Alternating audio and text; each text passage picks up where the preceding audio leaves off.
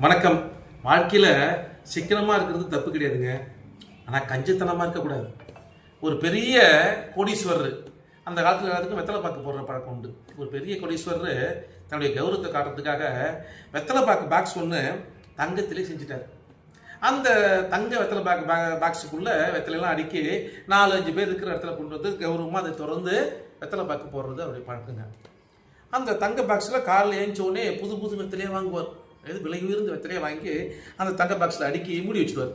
சாப்பிட்டு எங்கே அதிகமான ஆட்கள் இருக்காங்களோ அங்கே வந்து அந்த பாக்ஸை திறந்து கௌரவமாக வெத்தலை பாக்கு போடுறாருல, அப்போ திறப்பாராம்.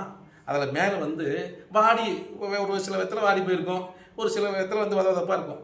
அந்த தூக்கி போட்டுட்டு நல்ல வெத்தலையை சாப்பிடலாம். ஆனால் அவர் அப்படி செய்ய மாட்டார்.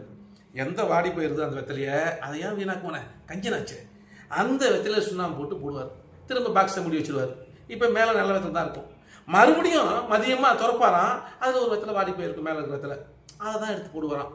இப்படித்தான் வாழ்நாள் முழுக்க அந்த ஒரு வாடின வெத்தலை தூக்கி போட்டால் அடியில் நல்ல வெத்தலை இருக்கும், அதை சாப்பிட்டுருக்கலாம். ஆனால் கடைசி வரைக்கும் அந்த கோடீஸ்வரர் அந்த வாடி போன வெத்தலை, வதவி போன வெத்தலை, இதையே சாப்பிட்டு காலத்தை ஓட்டியிருக்காரு.